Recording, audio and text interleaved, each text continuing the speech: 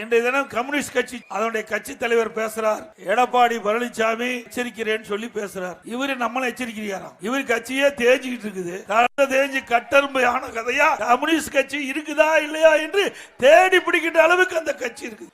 எந்த பிரச்சனையா இருந்தாலும் முதலடியாக அவள் போராட்டத்தை நடத்தி அரசுடைய கவனத்திற்கு கொண்டு வந்து அந்த பிரச்சனையை தீர்க்கக்கூடிய கம்யூனிஸ்ட் கட்சி ஒரு காலத்தில் இருந்தது. இன்றைக்கு திரு முத்தரசன் போன்றவர்கள் எல்லாம் இன்றைக்கு திமுகவுக்கு அடிமையாகிவிட்ட காரணத்தினால கம்யூனிஸ்ட் கட்சி என்றால் என்ன என்று மக்கள் கேட்கின்ற அளவிற்கு அந்த கட்சி தேய்ந்து போய்விட்டது. கடந்த 2021 தேர்தல், சட்டமன்ற பொது தேர்தல், அந்த தேர்தலில் திராவிட முன்னேற்ற கழகம் கம்யூனிஸ்ட் கட்சி தேர்தலுக்காக செலவழித்ததாக திராவிட முன்னேற்ற கழகம் வெளியிட்டது. நாம சொல்லல, திராவிட முன்னேற்ற கழக கட்சி வெளியிட்டது.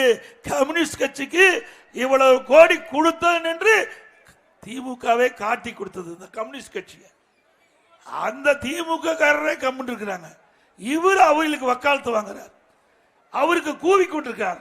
ஏன்னா அவளுக்கு கிடைக்க வேண்டியது கிடைத்து விட்டது, கூவித்தான் ஆக வேண்டும், வேற வழி இல்லையே.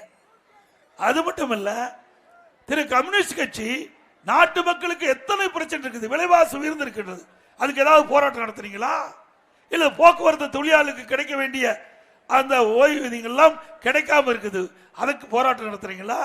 இல்ல விவசாயிகள் பிரச்சனைக்காக போராட்டம் நடத்துறீங்களா? பழைய ஓய்வு திட்டம் அரசு ஊழியர் கிடைக்கவில்லை என்று அவள் குரல் கொடுத்திருக்கிறார், அதுக்கு ஏதாவது போராட்டம் நடத்துறீங்களா? எதுக்குமே போராட்டம் நடத்தாத ஒரே கட்சி இன்றைய தினம் கம்யூனிஸ்ட் கட்சி ஒன்றுதான். ஏன்னா திமுகவுக்கு அடிமையாகிவிட்டது.